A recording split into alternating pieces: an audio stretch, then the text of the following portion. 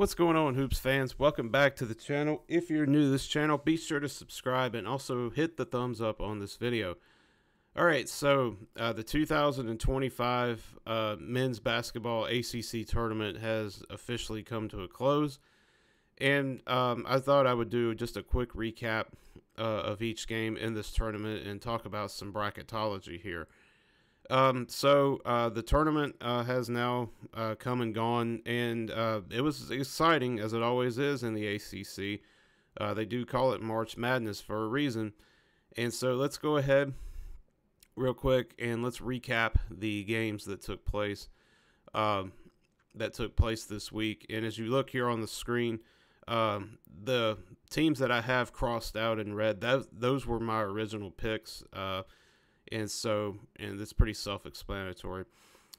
This first game, right out of the gate, between Notre Dame and Pitt in the first round, this game was not without controversy. So that foul call against Pitt with 0.5 seconds to go turned out to be the deciding factor, which I will be honest, I did not like the call, and it's a shame that the refs had to determine the outcome. But Notre Dame, nonetheless, they were able to hit one of two free throws, and that was just enough for them to advance into the second round. The next game, Virginia Tech and Cal, this was a great game. Andre Stojakovic, he had a great tournament for Cal for their ACC tournament debut. This game actually went into double overtime. Turnovers were the theme of this game, especially for Virginia Tech. They turned the ball over way too many times, and that ultimately ended up costing them. And it seemed like at the end of regulation and the first overtime, it just seemed like that nobody wanted to score. It seemed like nobody wanted to win this game. But Cal, in the second overtime, they caught fire, and they were able to pull away and defeat the Hokies to advance to play Stanford.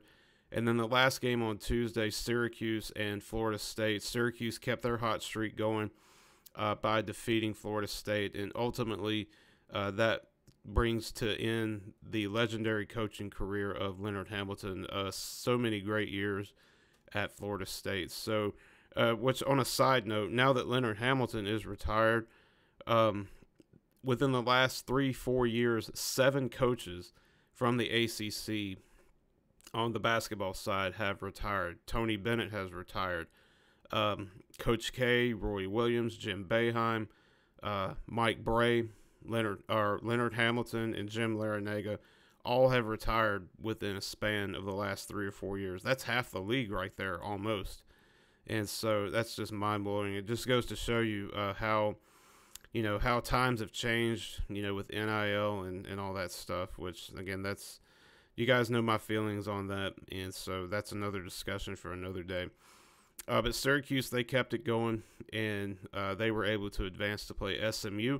So on to the second round, you had Georgia Tech versus Virginia. This game was close for a while, but Virginia, in typical Virginia fashion, they went on one of their world-famous scoring droughts, and Georgia Tech took advantage of that, and they were ultimately able to pull away against the Cavaliers. And so that brings to the end of a very difficult season for UVA. And, of course, the news came out not long after that game ended that interim head coach Ron Sanchez will not be retained. And so now UVA will turn the page to a new chapter and to a new coach. So the second game on Wednesday, you had Notre Dame and North Carolina. This was no contest. North Carolina, they had to have a strong showing in this tournament. More on that later. And they took care of business easily against the Irish. Cal versus Stanford, this game was pretty close for a while, but that guy Maxime Renaud for Stanford, he had a great tournament also. And so Stanford, they were able to pull away. And then SMU, they were able to defeat Syracuse. So on to the quarterfinals, and let's talk about the elephant in the room here. So you had Duke versus Georgia Tech. And so Georgia Tech hung in there, and that was with Cooper Flagg before he got injured for Duke. He messed up his ankle and missed the semifinal and the championship games. Who knows how many games he'll miss in the tournament, in the NCAA tournament, let alone or if he'll miss any games at all. But Georgia Tech kept it close. But I mean, Duke is clearly the better team, and so they were able to pull away. Wake Forest versus North Carolina. So I mentioned that North Carolina needed to have a strong performance in this tournament. Well, so did Wake Forest. Wake Forest, they were on the outside looking in, and their chances of making the NCAA were very slim, and they basically needed to win the ACC tournament in order to make it to the NCAA tournament. And for the longest time, it looked like Wake was going to spoil the party for Carolina. And Carolina, as I said, they could not afford to lose that game. And so, but they were able to pull away late and, advance to the semifinals versus Duke. Louisville and Stanford, this was a good one also. Stanford had a chance to win it, and on that offensive rebound, I mean, clearly that guy for Stanford, I can't remember his name, threw it right to Chucky Hepburn, I think is his name, and he ended up hitting the game-winning shot. Stanford had a very good performance in this tournament, but ultimately just wasn't enough. And then Clemson, they took care of business versus SMU. And so on Friday in the semifinals, you had Duke versus North Carolina again. And again, no Cooper flag for for Duke. But it looked like Duke was going to run away with this thing. They were up by 24 points at one point in the second half. And North Carolina came back, and they almost stole one and had, who knows what would have happened had that player for Carolina, had he not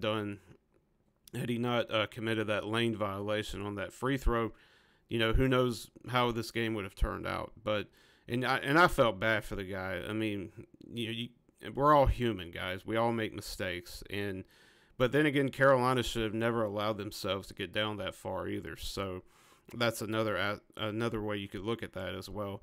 But Duke was able to pull away, and then Clemson and Louisville, that was close for a while. But what a year that Louisville had. What a turnaround they had with the past couple years that they've had, and then in comes Pat Kelsey.